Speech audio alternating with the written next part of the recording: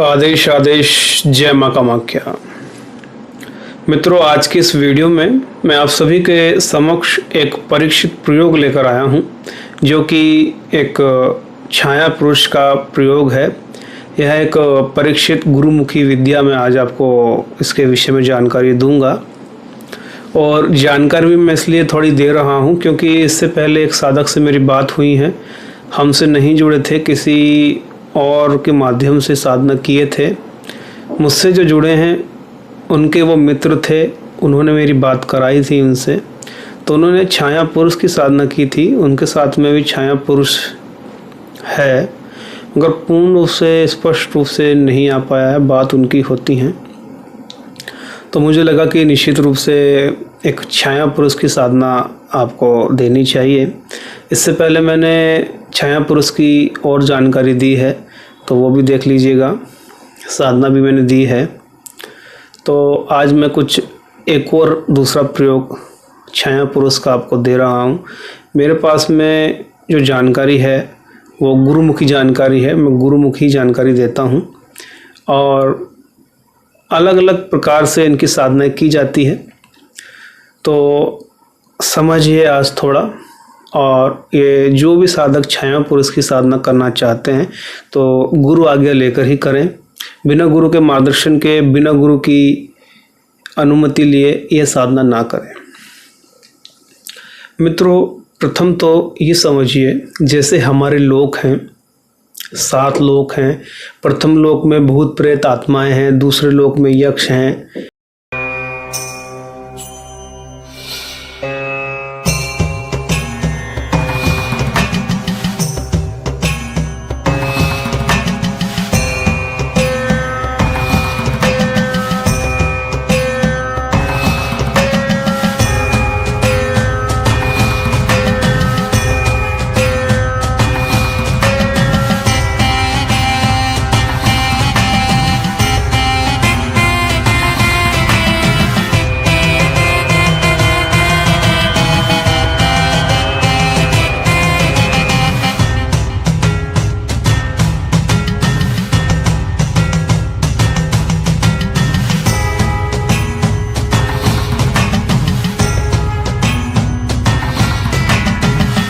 यक्षिणी हैं, उससे ऊपर गंधर्व हैं, किन्नर हैं, अन्य बड़ी बड़ी शक्तियां हैं।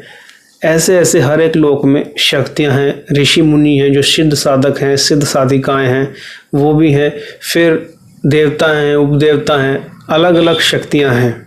जो जिस शक्ति को पूज रहा है मृत्यु के बाद में, वो भी उस शक्ति के चरणों में जा रहा है, तो वो भी है।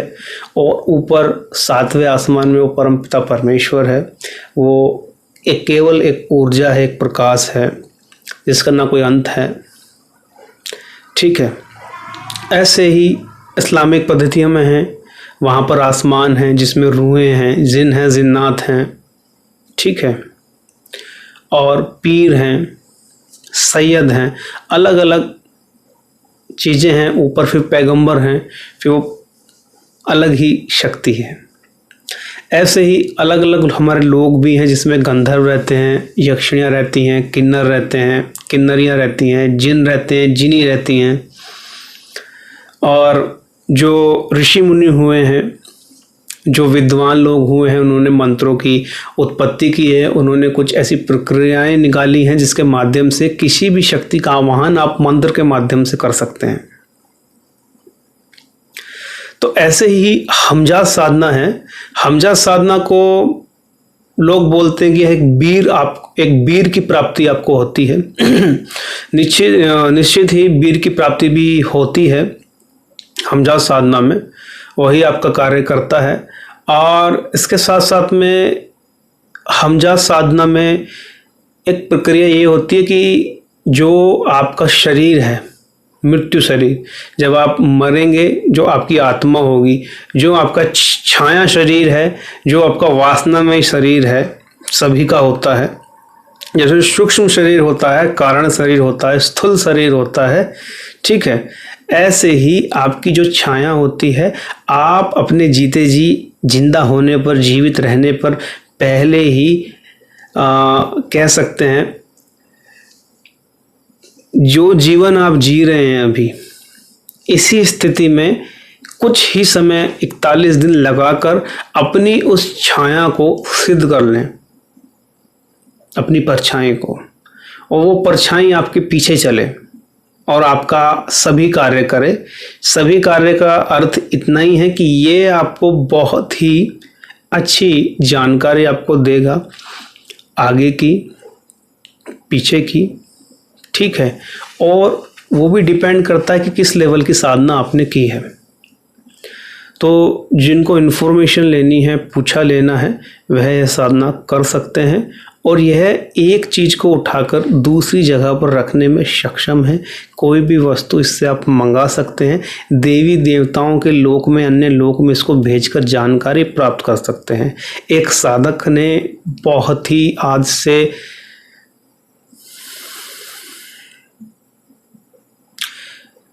लगभग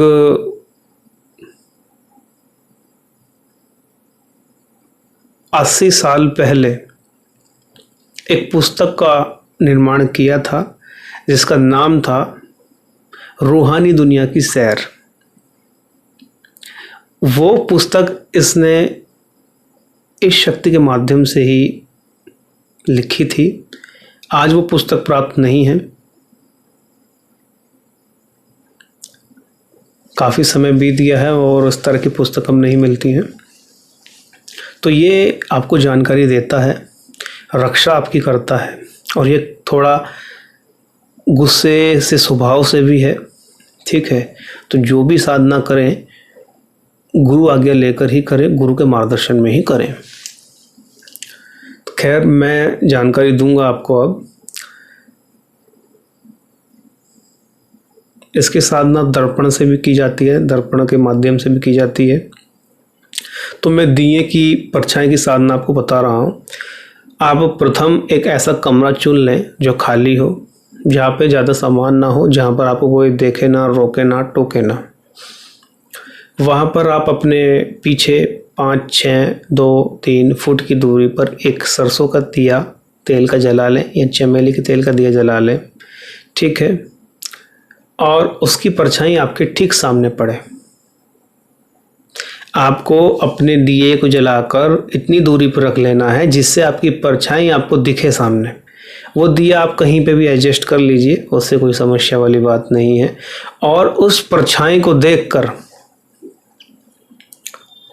आप मंत्र का जाप करिए। ज़्यादा बड़ा मंत्र नहीं है, 1-2 शब्दों का ही है, 2-3 शब्दों का ही है। उसका जाप करें अपनी परछाई को देखकर, और 21 माला इस मंत्र की आपको करनी है पूर्ण एकाग्रता से। लड्डू का भोग आप रखें या फिर मिठाई का, सफ़ेद बर्फ़ी का भोग आप रखें सामने।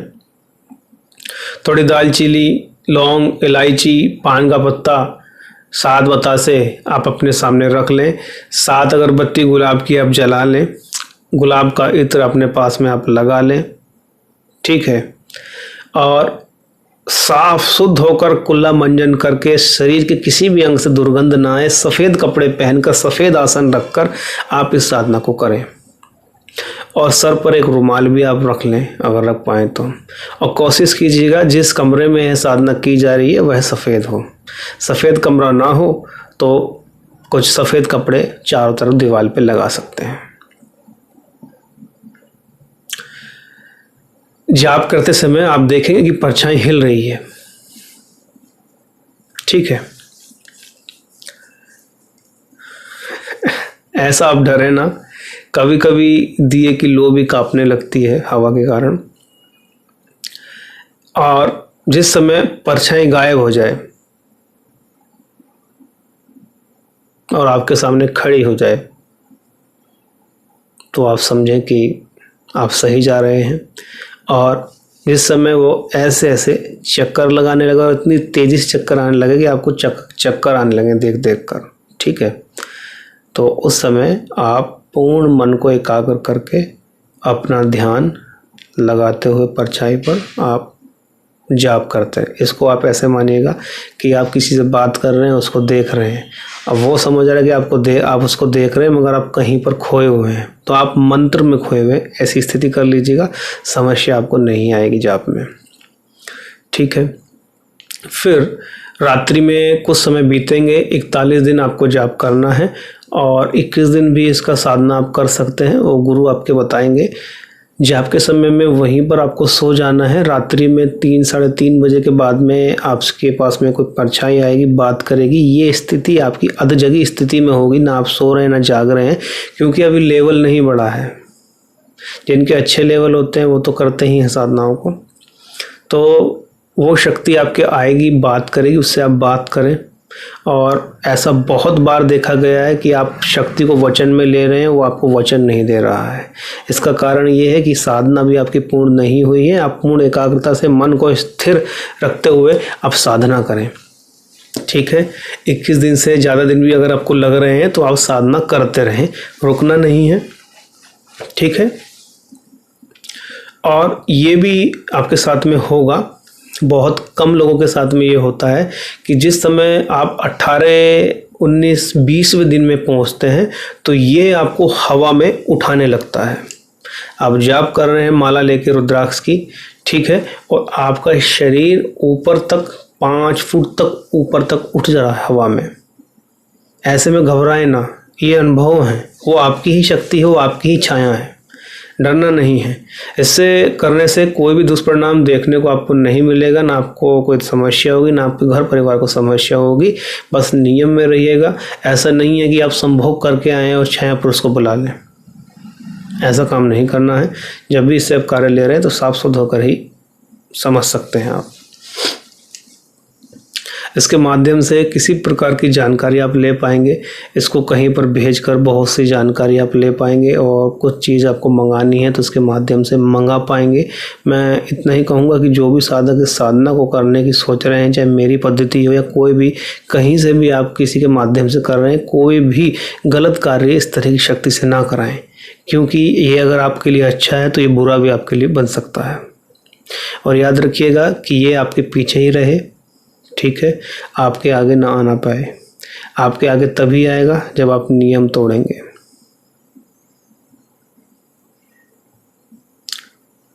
ठीक है। अगर एक डॉक्टर अपने मरीज से अच्छे से दोस्ती कर ले, बहुत ज़्यादा दोस्ती कर ले, मित्रता कर ले और दिल का संबंध बन जाए, तो वो उसका ऑपरेशन नहीं कर पाएगा, उसका हाथ कांपने लगेंगे। तो ऐसे ही शक्ति को समझ के चलना है, आपको करिएगा। और अनुभव होते रहेंगे, घटते रहेंगे। कभी ये डरावनी आवाज़ में आपसे बोल सकता है, बहुत बुलंद आवाज़ से आपसे बोल सकता है। डरना नहीं है, आपने ही बुलाया है, ठीक है। और इसके साथ साथ में आप जब आपके दिन पूरे हो जाएंगे, जिसमें आपके गुरु ने बताया है कि किस दिन करनी है आपको साधना, उसमें फिर इनसे आप सवाल करिएगा, वचन में लीजिएगा, ठीक है। वचन सभी जानते हैं, और जो भी आपके गुरु हैं, मार्गदर्शक हैं, वो आपको वचन के बारे में जानकारी देंगे, ठीक है। तो ये साधना है, पूर्ण एकाग्रता से आप करें, ब्रह्मचर्य का पालन करें। और ब्रह्मचर्य का पालन नहीं करेंगे तो ये साधना आप ना करें, क्योंकि साधना में ब्रह्मचर्य रखना बहुत ही आवश्यक है। भोजन पर ध्यान दें, हल्का भोजन करें, ठीक है। और आप साधना को करते रहें जब तक आपको सफलता ना मिले। चीज़ें आएंगी जाएंगी, डराएंगी, डरना नहीं है, घबराना नहीं है। निश्चित ही आपको एक ऐसी शक्ति प्राप्त होगी जिससे आप दूसरों का मार्गदर्शन भी कर पाएंगे, और जन कल्याण के उद्देश्य से इस तरह की शक्ति से आप कार्य कराएं, निश्चित ही आप कार्य करा पाएंगे। कोई भी समस्या आपको ऐसी स्थिति में नहीं आ पाएगी। आने वाले समय में कुछ और जानकारी आप सभी के समक्ष में लेकर आऊँगा। आज के लिए इतना ही। और एक चीज़ और याद रखिएगा, जब भी इससे कुछ एक बड़ा कार्य कराना है, इसका जो भोग रहेगा मिठाई का, लड्डू का, वो आपको एक निर्जन स्थान पर, जो 3 नदी, नहर, जो जमुना होती है, गंगा होती है, वहाँ पर आप रख के इससे आदेश करके इससे कार्य करा सकते हैं, ठीक है। और कभी ये संतुष्ट ना हो पाए तो लड्डू के माध्यम से या मिठाई के माध्यम से इसको संतुष्ट करिएगा। वो वचन जब आप लेंगे तो आप समझ जाएंगे। आज के लिए इतना ही। आदेश आदेश। जय मां कामाख्या।